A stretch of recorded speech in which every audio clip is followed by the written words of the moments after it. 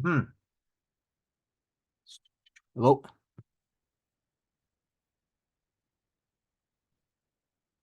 Hello. Hello.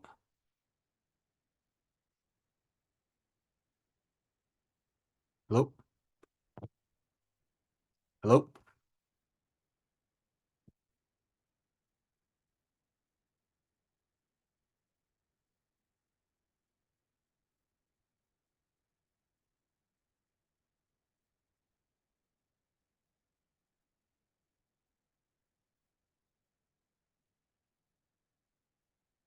Rahim. Bismillah ar-Rahman ar-Rahim. Welcome to another edition of Clash and Mash. We have a lot of topics to cover. I mean, we don't know where to start. We have one of the best political analysts, Muslim analysts from the United States, from Texas, Daniel Haqiqatjou. So, as you know, Mr. Daniel, brother Daniel, we have a lot of events happening at once in Palestine, in the United Kingdom, in Spain. So, before we start, are these events connected or are they not connected? Well, Bismillah, Alhamdulillah, wa salatu wa salam ala Rasulillah. The events do have a connection in the fact that Zionists in different parts of the world are trying to drum up anti-Muslim hatred. You have protests that have broken out in Europe. You have protests that also have broken out in Bangladesh, for example. In Bangladesh, the case is slightly different because you have India involved, and India is controlling a lot of the government in Bangladesh and is wanting the government there to crack down on a lot of the pro-Islam protesters who are tired of the corruption in Bangladesh.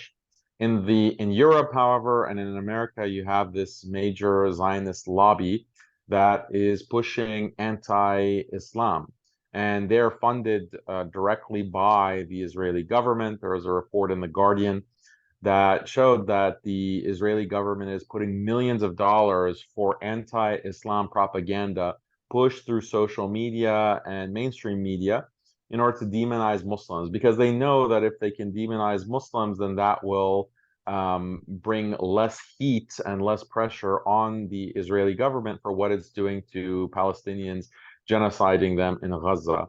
So this is how a lot of the unrest and protests that we've seen around the world are connected. It's deeply connected to what's happening in Gaza and what Israel is doing with their ethnic cleansing. I would also like to announce something happened or recently. The ex-wife of Tommy Robinson, subhanAllah, I don't know if you heard this news, she became Muslim. Some good things come out from bad things, subhanAllah. The second thing I want to understand is the British, these people who are protesting in England, they were saying we want Britain first, and they had Israeli flags. I don't know, are these people made in Israel? Are they? I'm confused. I thought it was England first. England, they're white British people. What does Israel have to do with the EDL? Is there a connection between the EDL and Israel? Well, the EDL, which traditionally was the English Defense League, they actually officially changed their name to the English and Jewish Defense League. And some Really? have called it, yeah, their official name has been changed. So they deliberately included Israel and Zionism in their mission. And Tommy Robinson has been funded by these, like the Horowitz Center, for example. He's recently been interviewed by Jordan Peterson, who's tied with the Daily Wire, and Ben Shapiro. Ben Shapiro has been, his colleagues have outed him as being connected to Israeli intelligence. So these are all links to the Israeli government and Israeli intelligence, and EDL is no different. So if you listen to what Tommy Robinson has been saying on Twitter, some of his videos calling to action have gone viral. He's trying to stir up a lot of this kind of protesting and rioting. He will say that the problem or the rioting is because the people in England are just tired of Hamas. They're tired of Hamas, and they're just going to the streets and burning down shops and hotels and whatever because they're tired of Hamas. So Khalid, yeah, I I wonder do, where Hamas is. Where's Hamas defending the masajid in the UK, guys? Come on. yeah, yeah, exactly. So this is just, this is a astroturfed type of protest. I do think that there is dissatisfaction or there's unrest in the UK, and part of it is tied to immigration policy. Like, I do think that that is organic, and that's tied to bigger problems, basically. Like the average average British person, white British person, is has been going through a lot of problems. You know, especially the past 4 to 5 years. They've had economic problems, austerity measures. They've had lockdowns, COVID lockdowns. There is many problems with their national health service Economic and problems. economic problems. Like, this causes a lot of unrest in the population, and it's due to like liberal policies, like not liberalism in terms of left wing, but like liberal secularism, like this atomization of society, where people have no hope, they have no family, they have no children, they can't get married. You know, they're addicted to drugs, they're addicted to pornography. You have an entire opioid epidemic where people are dying by the tens of thousands because of opioid addictions that were pushed by big pharma. And there's been But it's all the Muslims, literally Daniel. no, It's all the Muslims. It's the yeah, Muslims' it's just fault. immigrants. Like, the problem is immigrants and Muslims. So Yeah. you have a lot of unrest, and it's just being directed very conveniently to, oh, it's the immigrants that are causing all these issues. Or if you're a Zionist, as the Zionists are trying to derail it and direct it towards Palestinians or They towards actually Hamas. found that recently. I was on X, and there was one reporter. He said they are pushing the anger of the British public to Muslims and to bring back basically the post 9/11 racism against the Muslim community. But I want to think more bigger here because, as you know, I want to talk about our elections that's coming up in the next few months. So, in the Muslim community where I'm from, we're having discussions on who to vote for. Because, as you know, Joe Biden is out of the race. They put a new person who's going to run, Sheikha Kamala Harris. We already have Muslims, some Muslims, not all, saying, "Oh, let's vote for the first African Indian woman to for president," even though her policies are trash and she followed the Biden train when it came to the genocide. So that's one side, and then we have the other Muslims, which I don't mind saying it. So who subscribe to the camp of let's vote for Trump and let's vote for politicians who are against the genocide and vote for Trump, not because we love Trump. I want to be clear about that. Trump has done things that I disagree with, but at least Trump will be honest about the Muslim community, number one, his true agenda. Second, to at least stop the war, to have a chance to stop the wars that are going on in Palestine and Russia, Ukraine. And let's remember, Trump and Netanyahu do not get along because of what happened in 2020. And Trump said in a leaked recording that the Palestinians want peace, Israel doesn't want peace. So, what is your take on that? How should Muslims uh, use their power in the 2024 election? Muslims don't really have any power in the US to influence any election. I know that they think that they have power, but it's really no power. So we have to be honest. Like, I think there are good arguments to say that Muslims really should not participate in these kinds of elections for theological reasons. I think those are arguments that should not be dismissed, and I think they're quite compelling. So my general policy is not to vote, not to lend my support to this kind of democratic system, which is just a sham, that gives people the illusion of choice in order to further establishment power for the interests of, you know, this overarching liberal secular system that serves the elites at the expense of literally every other human being on the planet, whether it's in the West or in the Muslim world or wherever. So that's my general recommendation: is don't vote and don't put your name under a candidate who ultimately is going to have blood on his hands, who's going to be involved in with the killing of Muslims and others. So don't sign your name under any of these candidates. Now, if you're asking me who ultimately will be better for Muslims, whether it's Trump or Kamala, I think that there are arguments to be made about Kamala being better for the interests of Muslims around the world. Why? Because the effect that Trump has is that he signaled very aggressively in a way that he didn't do in 2016 or even 2020, that he is pro-Israel and he is pro the far right in Israel. And that's significant. Like the actual Israeli society, or not Israeli society, but like Jews across the world are divided in one way, that you have left-wing and right-wing Jews. So Netanyahu and the Likud party fall on the right wing, and the majority of Israeli society is pushing towards a right wing, like more war, expand the war from Palestine. Let's go to southern Lebanon. Let's attack Iran. That's the right wing segment. That's the majority in Israel. In the West, you have these left-wing Jews who are embarrassed by what's happening to the Palestinians. They see their position in the West as being threatened because Netanyahu is going too far. So they're actually against Netanyahu. They're Zionists, obviously. They still believe in the Israeli state, and they believe that Palestinians should either not have a state at all, or they should be have an inferior state of their own. Whatever.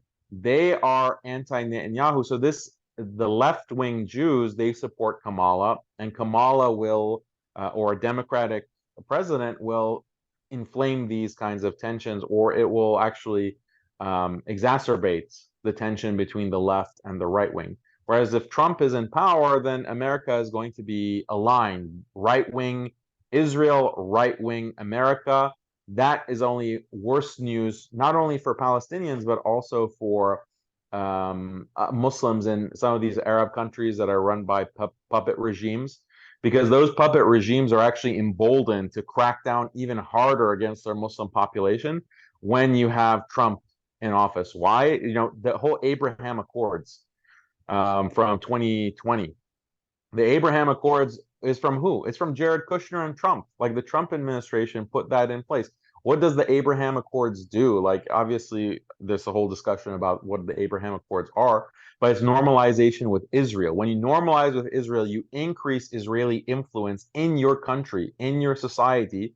So those dictators or those regimes are taking orders basically from Tel Aviv to crack down harder on Muslims who are pro-Palestine, obviously, but just in general, Muslims that are pro-Islam, conservative Muslims, Muslims who are in support of Sharia. Israel recognizes that whenever Muslims are conservative and religious, that's a danger to the state of Israel, because Muslims are going to be pro-Palestinian and they're going to be pro-Masjid al-Aqsa in Jerusalem, in Quds. So Israel has had this policy for decades to oppose conservative Islam, to oppose Islamism, which means like Islam in government. Political Islam. That political Islam. Their policy is to oppose that wherever it is in the world. And the global war on terror after 9/11 was basically the major launching point. Prior to 9/11, they also had this policy, but global war on terror, this is when they were able to really weaponize 9/11 to crack down on conservative Muslims and conservative Islam all over the globe. You know, so even if you go to a country like Morocco, for example, Morocco has anti-terror policies that's based on the CVE, countering violent extremism policies, that were ultimately developed by Zionist-controlled Western institutions connected to the United Nations, etc. So this countering violent extremism policy, Muslim countries are even, Muslim governments are even implementing this. Like, okay, you are talking about political Islam, you're on a watch list. You know, you're talking about like Sharia, okay, or Khilafah, that makes you a concern, like a security concern. This has only happened because of this kind of Zionist influence, because they know that the worst thing for Israel, the biggest security threat to Israel, is when Muslims are conservative, religiously inclined, and they want Islam in government. So The U.S. also is independent. Sorry, I'm going on yeah, and on. that's Obviously, the U.S. As a, you know, as the bastion of liberal democracy, is also opposed to political Islam. So it's not just Zionists, but there's an alignment there. Both Zionists have basically brought out the most militant aspects of Western liberalism, secular liberalism, which also, since the colonial period, has wanted to wipe out Islam or reform it so that it's neutered and is not a threat to liberal secular domination. So 2 points. I mean, so for instance, people might tell you, I'm playing just devil's advocate here, that under Trump, for example, 40,000 Palestinians were not killed. Now, Trump did a lot of bad things that Muslims disagree with. The Golan Heights, for example, giving it to Israel. That's Syrian territory. Declaring Jerusalem as the capital of Israel. Big, whatchamacallit, L for the Muslim community. However, Abraham Accords. and also the Abraham Accords, yes, with Emirates and with Morocco and Sudan and Bahrain Bahrain, and soon Saudi Arabia, it looks like. But the potentially. question, but people can say, oh, okay, but under Biden, 40,000 Palestinians were killed. Biden is a hypocrite. He's not gonna. Trump says the loud part, silent part out loud. So I Mm. guess what some Muslims might say to you is, at least Trump is going to be direct with us. He's going to tell us his agenda. While Biden, he does the same thing, but worse, because if you look at the presidencies, right, from Bush onwards, the Democrats always cause the most problems, give or take, like putting Bush as the exception. Look what Obama did in Libya and Syria. I mean, who supported ISIS and Al Qaeda? The Democratic Party under the Obama administration. I'm not saying the Republicans are any better, but the Republicans are straightforward. What's your response to that? How would you respond to these points? Yeah, I understand where you're coming from. First of all, we should just stop saying 40,000 Palestinians have been murdered. It's actually closer to 200,000. 40,000 was the number, back earlier in 2024, like in January, it's 40,000. Now the most conservative estimates are 186,000. That's the estimate that was published in the top medical journal in the world, which is the Lancet.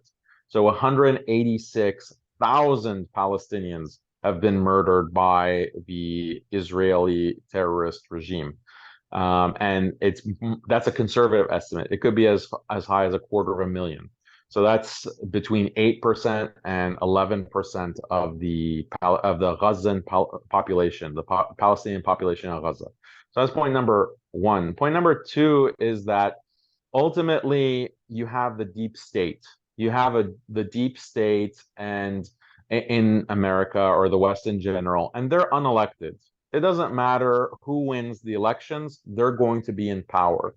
The Western world and these governments are controlled by the military industrial complex, controlled by the intelligence agencies like the CIA.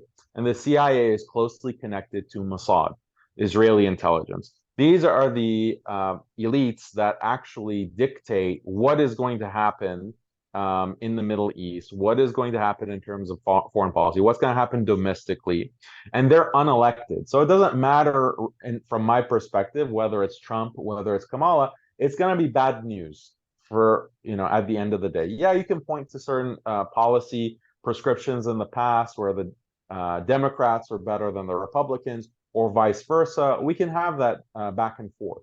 But we can't lose sight of the bigger picture that this kind of democracy is a sham, like the idea that the people are going to make selections that are actually going to have an impact on this. Like the thing about murdering Muslims and displacing them and controlling them. This is not a matter of like one election cycle or two election cycles. This is a question about decades. You can say since the war on terror, or if you want to take it further back to like the beginning of colonialism with the invasion of Egypt by the French, or the occupation and genocide of Algeria by the French, for example, not to mention British colonialism, et cetera, et cetera, et cetera. Like this is something that is, you have to understand the way the world works in terms of broad historical trends and overarching historical movements and dynamics, and what the West actually wants. The West actually wants for Muslims to be de-Islamicized. The West wants Muslims to be secular, if not atheist, then that the most just culturally Muslim, just be culturally Muslim, but accept all of the values and the beliefs of a scientific, materialistic, liberal worldview.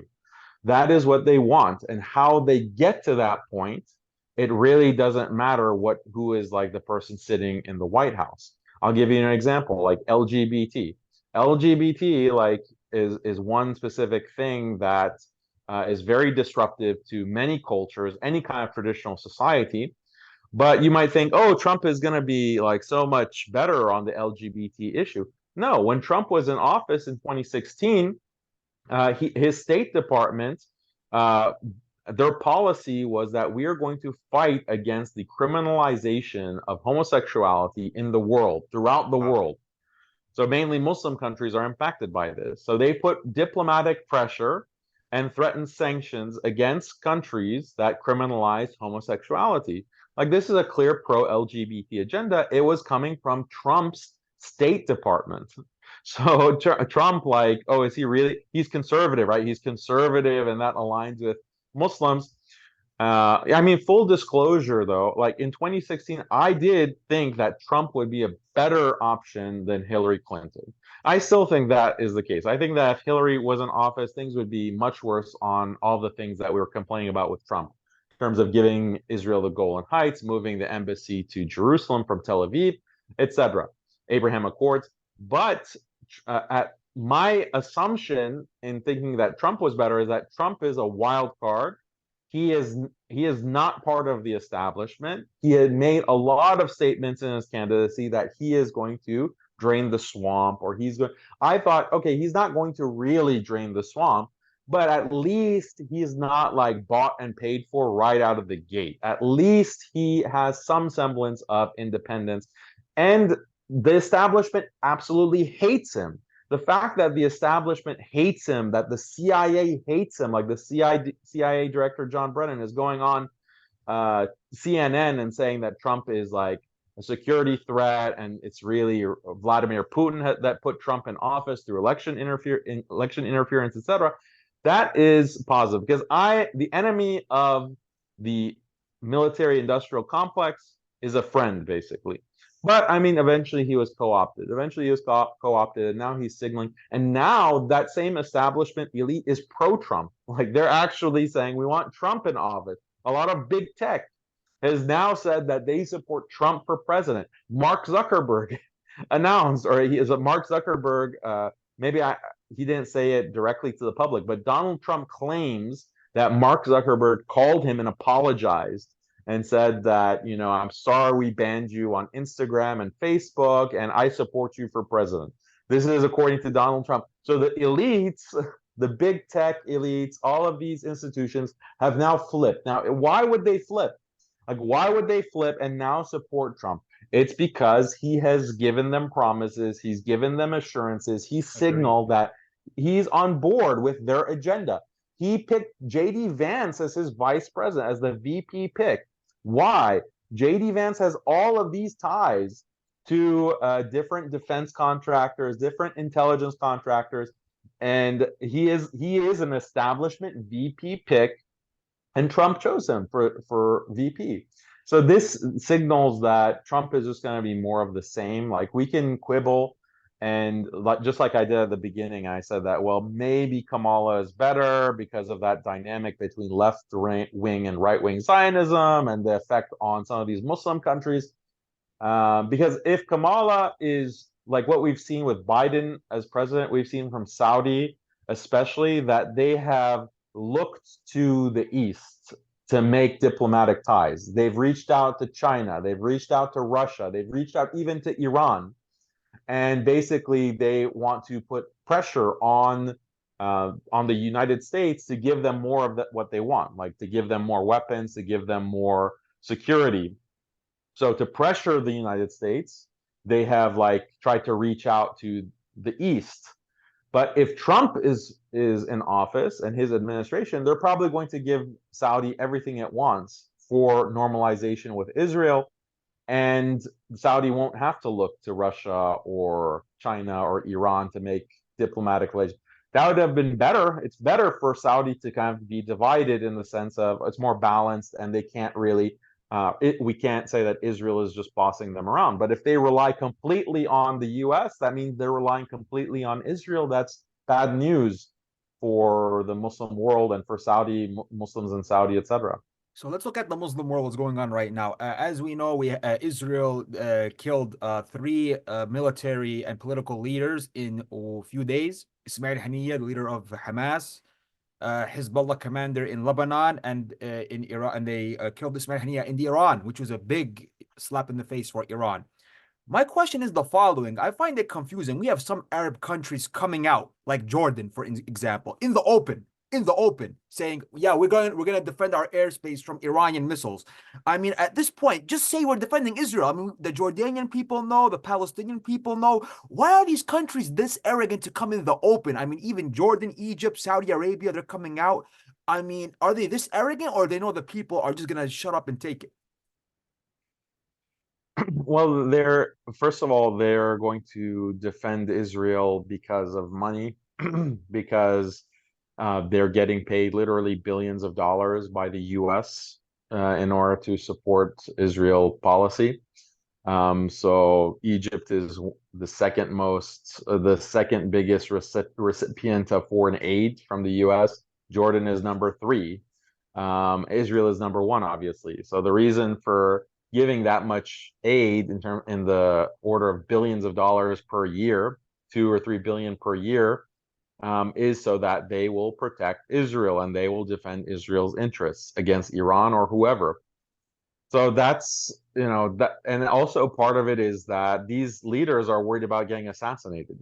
So Jordan, like if I'm the king of Jordan, um, or I'm the president of Egypt, I'm looking at what happened to Ismail Haniyeh in Tehran and Iran, and he's getting sniped basically, not literally, but figuratively sniped in Iran of all places. And I'm thinking, well, I'm not safe sitting in my palace here. If I get out of line, then I'm next. So it's not just not getting sniped. There's also coups. There's also all kinds of weapons that can be used to displace you as a leader. So many of these rulers in these countries, they're aristocratic, inept, incompetent, spineless, and they're in the position that they're in because they're so easy to control and manipulate. Low IQ, the high IQ, competent Muslim leaders, they immediately get assassinated.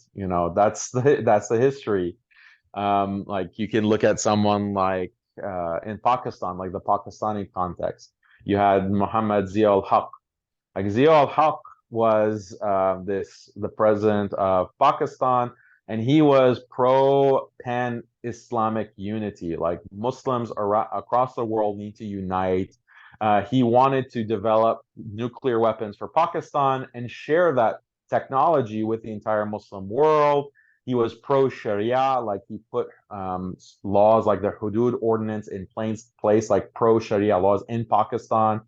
So he like checked off all the box for number one target of Israel. And what happens? Like he dies in a mysterious plane crash, but no one knows what has happened. And you have intelligence officials that have claimed on record that it was actually Mossad that was behind the assassination. It was actually that plane crash was an assassination by Mossad of Zia al-Haq. That's one example.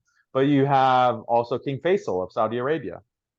King Faisal also very in support of pan-Muslim unity. He even reached out to the Shah of Iran. Actually, people don't know this. He reached out to the Shah of Iran and he said that, you need to stop being so secularized. You need to stop being so influenced by the United States. You're a Muslim country. You have Muslim people. And, the Shah said, okay, whatever. And then eventually the Shah of Iran was overthrown, right, by the Islamic Revolution of Khomeini in 1979. But that what happened to King Faisal? He was also assassinated. He was also By his own assassinated. half, by his nephew, I think, by a Yeah, but CIA agent. who put him exactly, exactly. So King Faisal was actually also going to put oil embargo He on did the it actually, U.S. He did 1973. it. He did it. He put the oil embargo. So you're a competent Muslim leader. You want Muslim unity. You want Islam, and you want to use force. Like you're going to say no to the U.S. and Israel that is enough to make you enemy number one for the US and Mossad, for the CIA and Mossad, and they're going to take you out. My So question, all that's left there are incompetent, low IQ sellouts. That's the that's the unfortunate reality. are they trying to start a new Iraq War 2.0? Because they did this assassination in Iran. They're betting Iran is going to respond. I mean, Iran is not backing down this time. You know, before the Jordanians went there, like, you know, let's calm down. The first response was kind of, you know, we're just trying to even the table here. But it looks like this response is serious. If Iran does this for real, if they are to hit Israel for real, hard, because it looks like already Hamas and Hezbollah are cooperating, firing missiles to weaken the Iron Dome so Iran can hit them. And the United States sending 4,000 Marines, 12 warships. Is the game the deep state right now? The game is long term, destroy Iran, destroy Lebanon, and open the way for Israel to control the whole Middle East. Absolutely. I mean, they have been very open about their plan. Like, this is not some kind of secret. They have been announcing it. Immediately after 9/11, you had General Wesley Clark, who laid out their plan. Like, we have the plan to invade 7 Muslim countries, and create regime change in them. And that list included Iraq, obviously, Afghanistan, Syria, um, Libya, Somalia, I believe as well, Sudan. Sudan maybe, Yes. and then Iran. So Iran was the last on the list because they knew that Iran would be arguably the most difficult to actually have a ground invasion and create regime change. So that's always been their plan. Now they are trying to push for this final war, and then if they're able to defeat Iran, then yeah, Israel is going to be in control of the entire Middle East. Do you think And yeah, Do you think they can? Because the American people, I mean, we don't want another war. We can't afford another war. This is not 2003. Iran is not any other Muslim nation.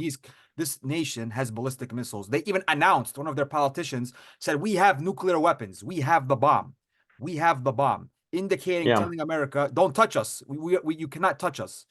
And basically, if we do get involved, is it going to be a bloodbath? I mean, can our people handle it? Can the American economy handle it? And is Israel in danger of being destroyed? Like, because Hezbollah is not Hamas and Iran is not Hamas. These are people that they know what they're doing. They know, you know, what's going down with their technology, their military techniques.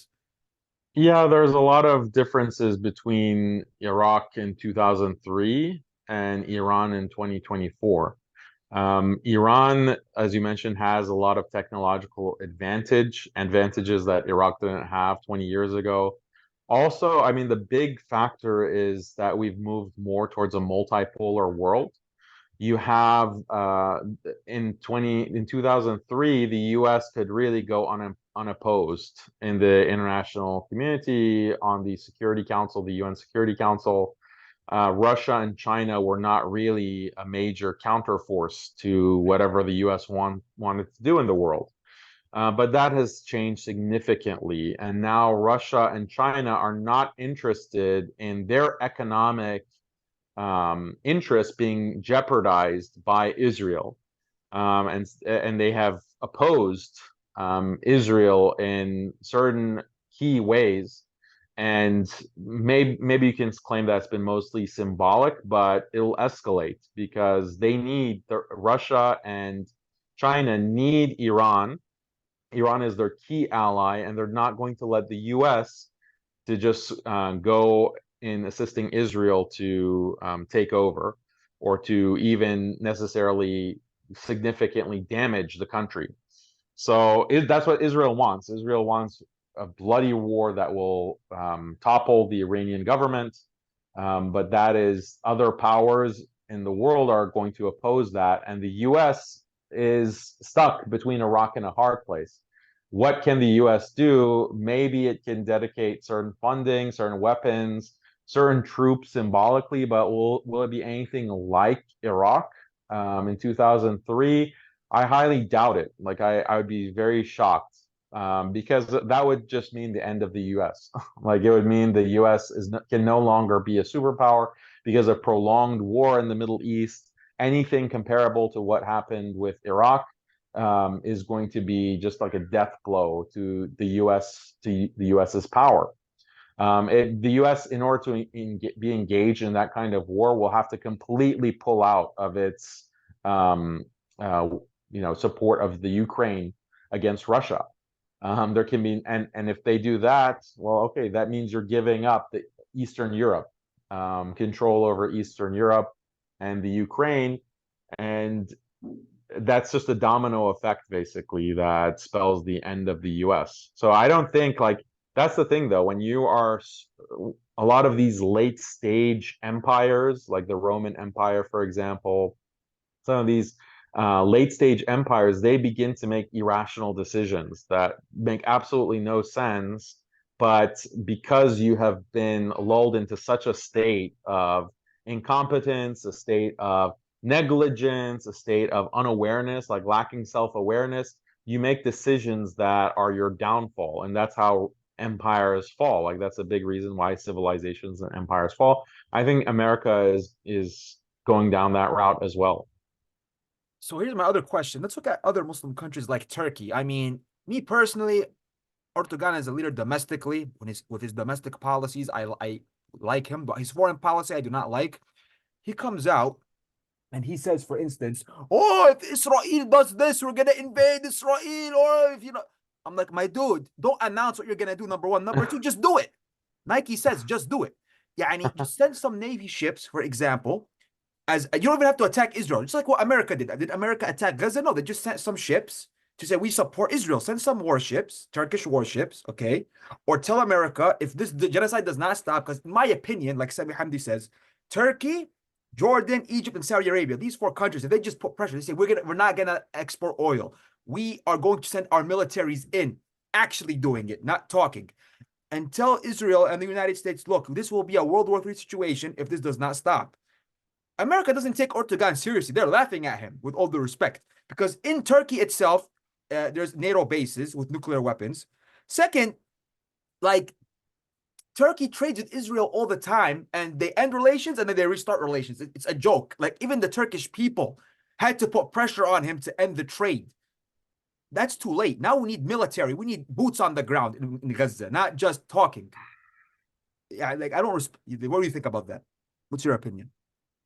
It's disappointing. It's frustrating.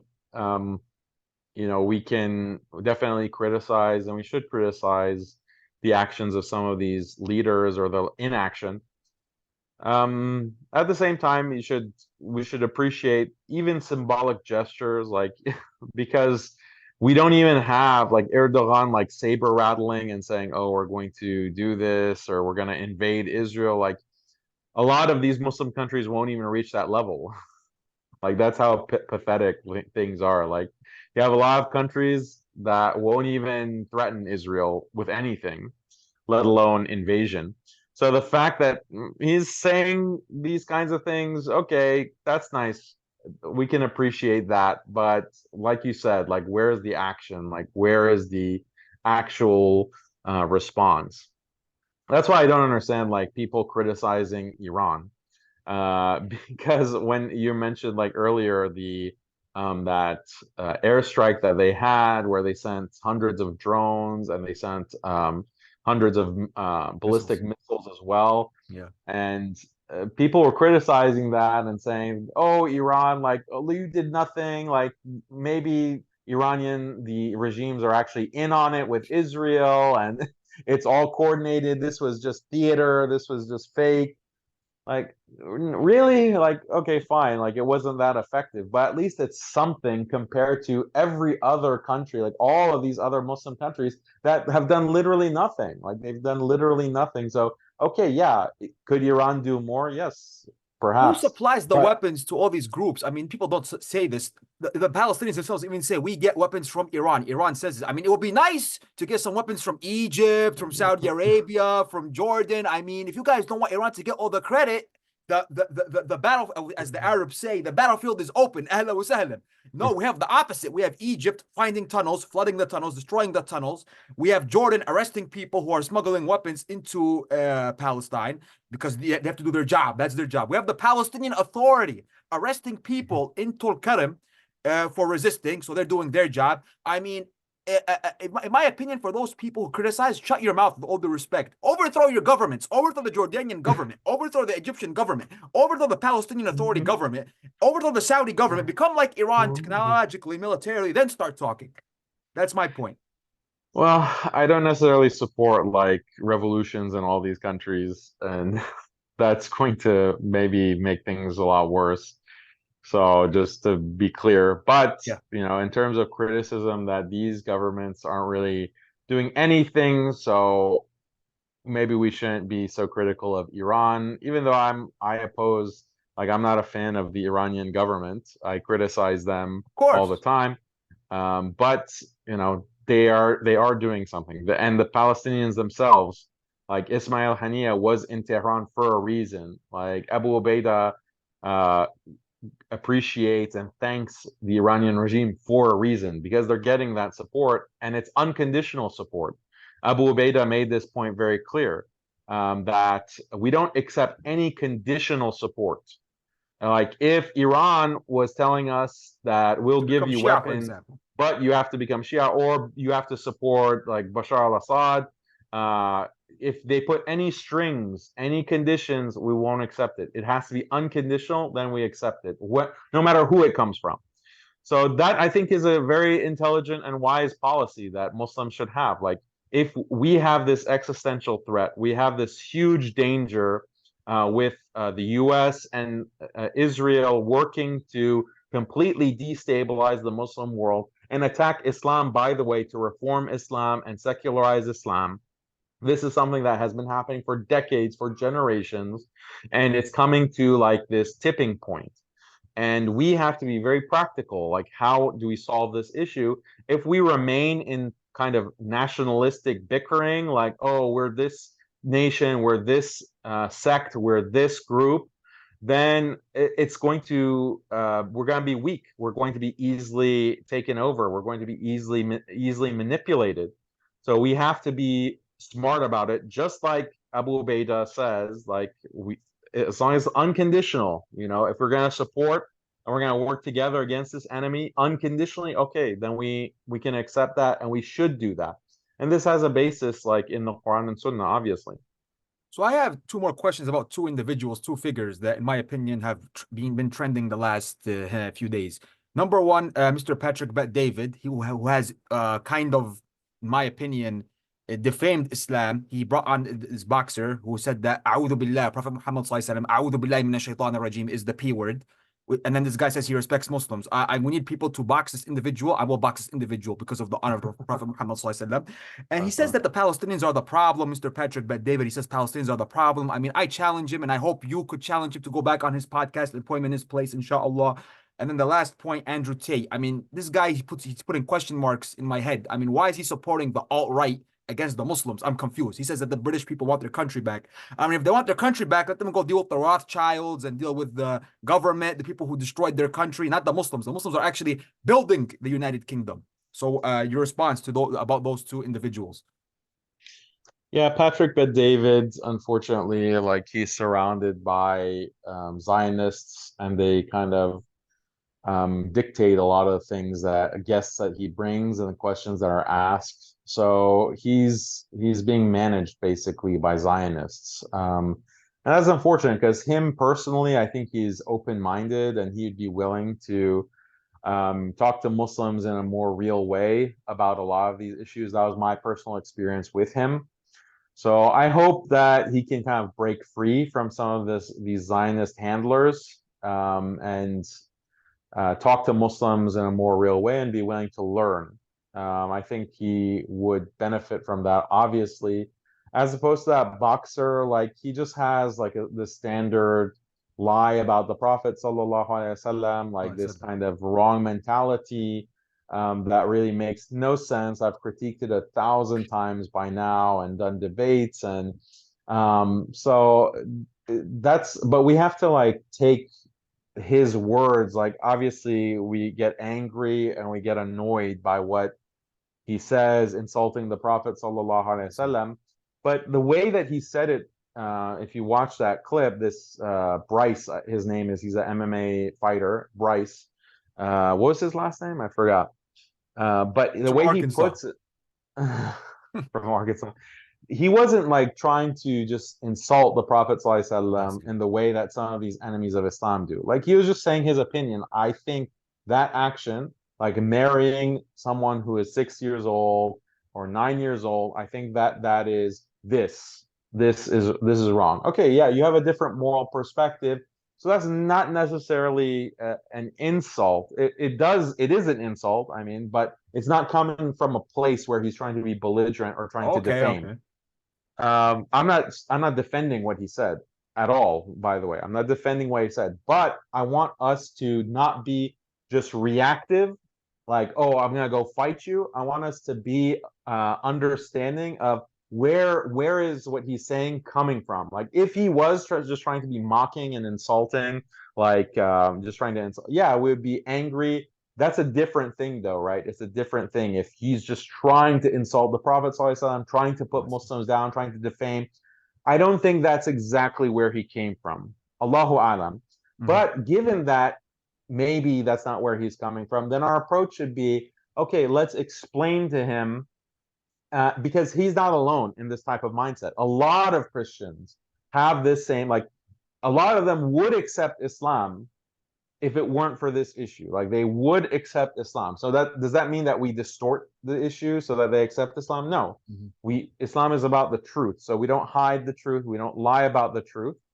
They have to change themselves. They have to change their mentality. They have to change their understanding of this issue.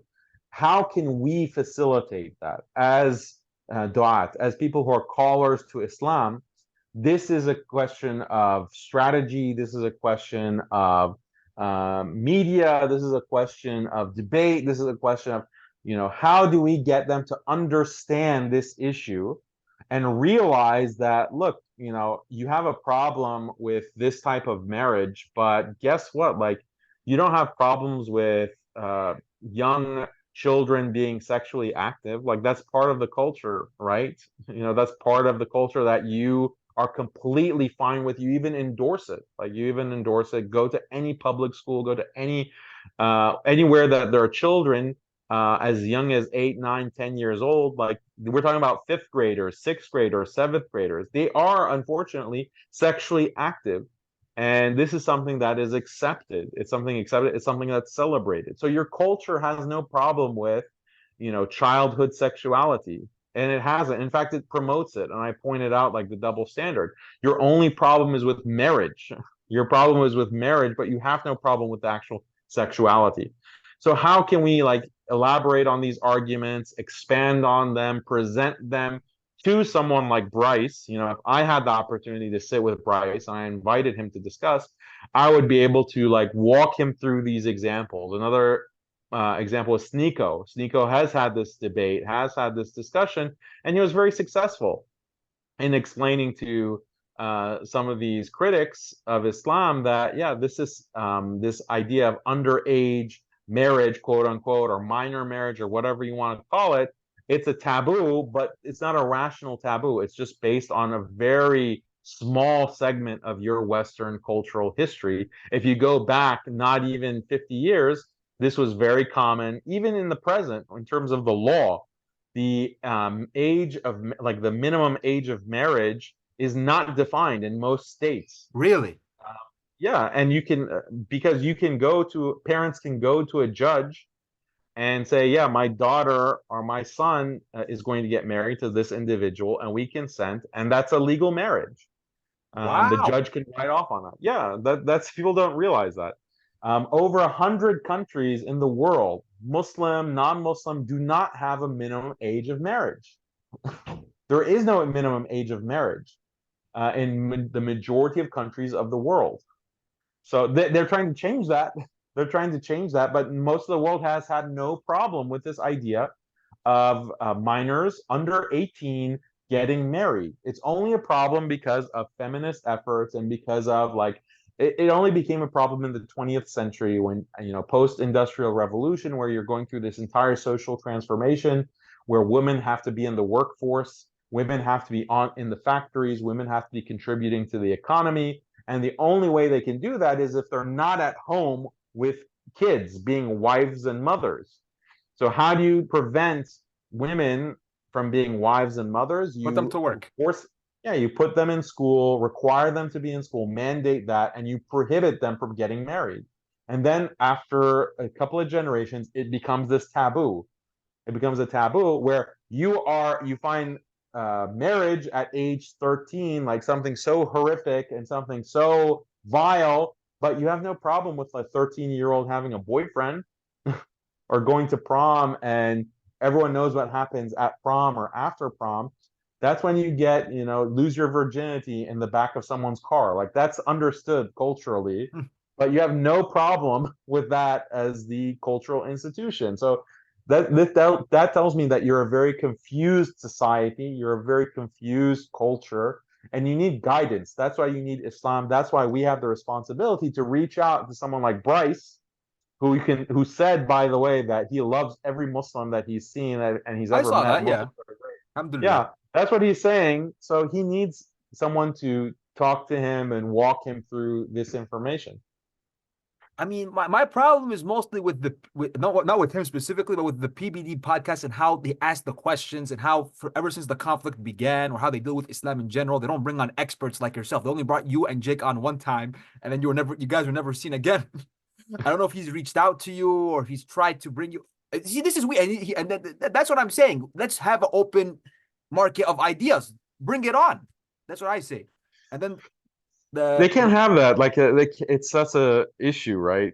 It's a problem to platform me, or Jake. It's a problem to bring on reasonable Muslims, and I'm sure that the people behind Patrick Bet David podcast, who are his advisors, they regret like having me and Jake on because it completely backfired. I mean, they tried to demonize us with the clips. Like there are certain clips that they made of that whole debate, and they titled it in the most like inflammatory way against Islam or against Muslims.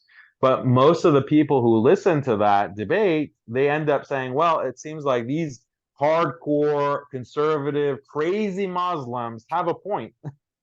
Seems like they have a point there. even That's Pat said dangerous. so. Pat said that you guys won the Yeah, debate. yeah, PBD, like that's the thing about him that I appreciate and I like. Like that's why I say he's open-minded, he's open, and he'll say what he thinks like in a very transparent way. He'll say, "Wow, that's a good point." Whereas someone who's more calculated and not as genuine as Patrick would have not revealed that, would have not like admitted that on camera. But he did reveal that on camera. So that is unique, and I appreciate that about Patrick. That being said, they really don't want Muslims like me to be on those platforms, reaching a large Muslim audience and making conservative, Orthodox Islam, traditional Islam look reasonable and look rational and look convincing and compelling. That's the last thing that they want. And then my last thing is about Andrew Tate. I mean, Andrew Tate's been associating himself with people from the alt-right. I mean, I respect the brother, but these recent statements I've been seeing on X, I mean, Muhammad Hijab is trying to advise the brother.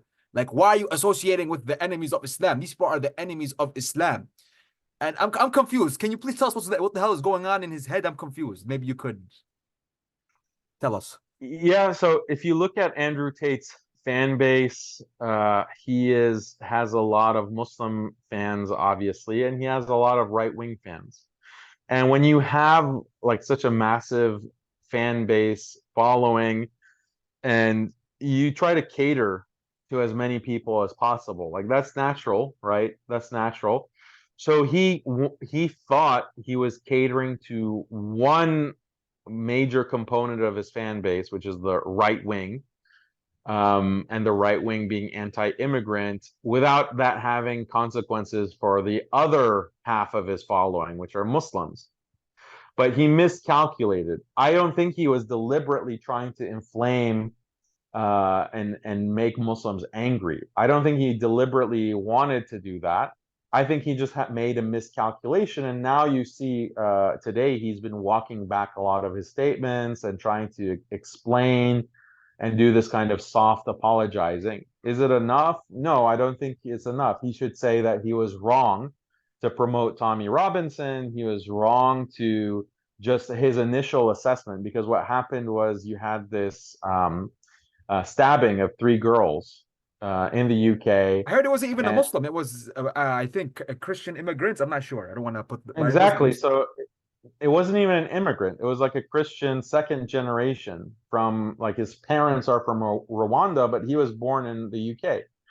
So, but Andrew Tate, before the name was released, like the identity of the stabber was released, Andrew Tate went off the handle criticizing immigration, like these immigrants are invading, they're coming to kill your children, they're coming to stab your daughters, like all of this type of anti-immigrant the statements that he was making. And he is basically catering to his right-wing fans, but he did so at the expense of Muslims, you know. So that's really, Muslims should call him out for that and hold him accountable for that, which they mostly have. But I think it's like too exaggerated to say like some people are really going too hard on him. I think like the more problematic things that Andrew Tate has said is like when he tweeted a few months ago, like "I am your Lord," like A'udhu billahi something's minash shaitanir really rajim. crazy like that. I Yeah. would like crazy things like that. That's like more problematic. Jake also has a video where he clipped from Andrew Tate talking about going to church for Easter and worshiping like in church. Like that's very problematic. I don't think that he should be takfired for that, because I still think there is an excuse that can be made that he is still A new Muslim. learning. Yeah. He's like still a new Muslim. Like how long will that excuse last? I don't know. But it's kind of starting to wear thin. Like some of these statements, he also continues to post like pretty much naked women on his Twitter. So like, what the heck? You can be, again, like posting women is not, doesn't take him out of Islam. It means that he is like an open sinner, like a fasiq. So I think we should be careful about making takfir of Andrew Tate. We should be careful of takfir in general, Yeah. but we should hold him accountable. We should criticize him. We should make it known. Like we can't just be these yes men who just praise him no matter what or defend him no matter what. No, if you do something wrong.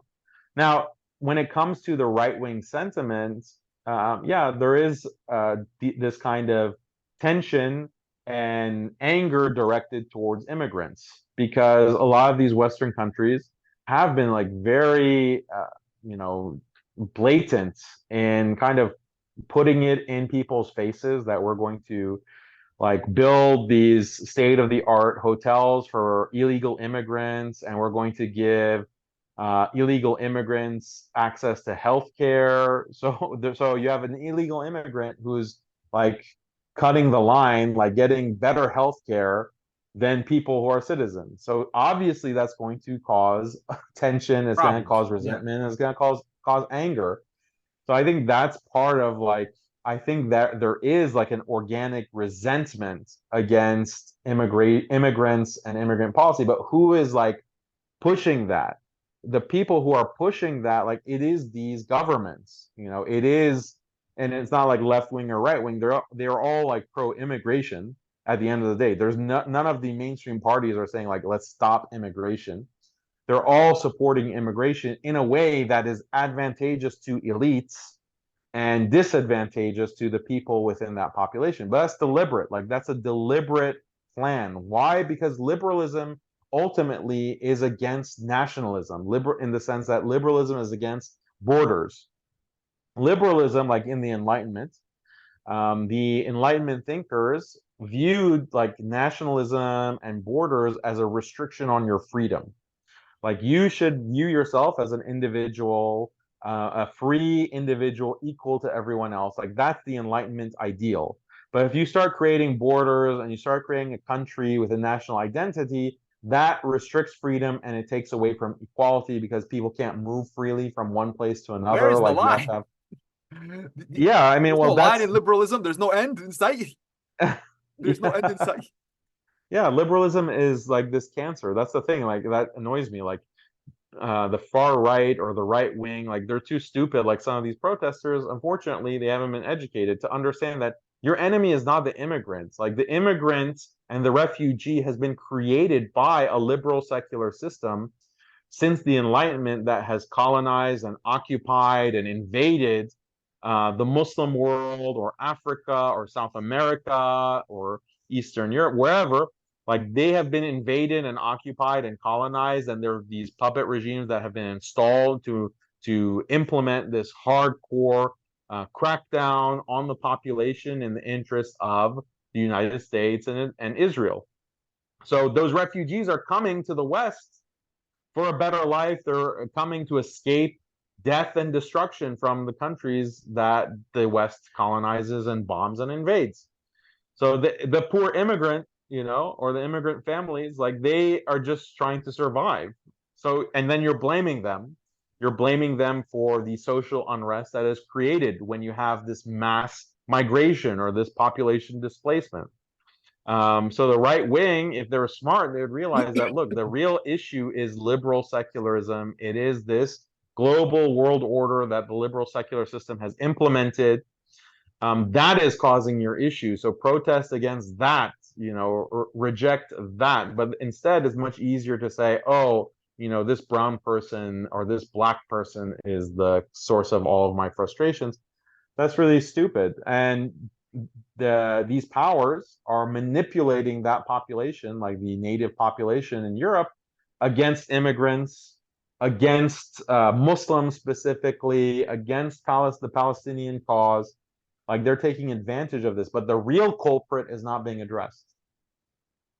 All right, Daniel. By the way, I have one more question, Daniel, and then that's I'm gonna let you go. I was reading an article in the IDF that's fighting in Gaza. They have French, British, Indians. They have Zionists or Jews from all over the world. Even Moroccans volunteered. Subhanallah, doing jihad against the Palestinians. We call it. So my question, if somebody hypothetically, I'm not saying to do it for legal reasons, we tell everyone to follow the law of their country, including America, England, France, so on and so forth. Imagine a sheikh in a masjid in the US or in France or in England or even in Egypt, for example, or in Jordan. They stand up, they say, we declare a global jihad against Israel. These people would be arrested before they even leave the masjid. So why can Israel or Jews, that's Zionist Jews to be more specific, can get up, go to Israel, fight in the IDF, and do war crimes, and nothing happens? Even in the American military, they're giving these people benefits to go fight and kill kids in Gaza. So how is that acceptable? But if an imam in America or in Dearborn, Michigan, or in France or in UK get up and say, we declare jihad on Israel, global jihad, they'll go to prison. So where's the what's the problem here? Like, why isn't it being even here? Well, the law has been legislated according to Zionist interests. That's why you have an Israeli lobby, you have AIPAC. That's why you have these kinds of laws where, for example, Hamas is a designated terror group, whereas the IDF is not. Like, how does that happen? Like, the IDF is literally genociding a population, and they have been this has been declared in international court. The ICJ and the ICC have declared Netanyahu war criminals. But you can go as an American citizen and join the IDF, no problem. Book your flight to Tel Aviv, no issues. But you can't even say, "Oh, Hamas is doing a good job." Like you can't even say, like, make a positive statement in support of Hamas because they're a designated terror group in the U.S. By the way, most of the world does not consider Hamas a terror group. They consider it a legitimate government entity at war with Israel. But in the US and its allies and wherever else Israel has this control and influence, you can't even make a positive statement like, oh, forget about calling for jihad against Israel. Like that, obviously, you're going to be put in, you're going to be put in Gitmo for saying something like that in the US. But even saying something like, oh, Hamas is doing a good job, like that is, you can't say that. Again, That's you're not saying, illegal. you're giving an example. You're giving an I'm example. You're not giving an saying it. example. You're giving Like, an example. Giving an yeah, this is example. not hypothetical because people will, like some of the biggest terror cases after 9/11 were Palestinian Americans who were targeted Holy Land because of 5. their support. Yeah, for support. So this is how, like, who do you think put in place those laws, and who do you think has been in the Justice Department, in the Department of Homeland Security, in these three-letter institutions of the U.S. government to crack down on Muslims? supporting anything against their occupation and bombing and war, etc. So yeah, it's the It's a same coincidence, suspects. Daniel. It's anti-Semitic. These are all coincidences. What you're saying is anti-Semitic. This is just all coincidence. Yeah, They have nothing to do with yeah. each other. Okay, Daniel, thank you for coming on Clash and Mash. We hope to have you on again. The video will be uploaded soon, inshallah. Thank you for your time, and we hope to have you on again for another analysis. Yallah, salamu Oh, alaykum. وعليكم السلام ورحمة الله وبركاته.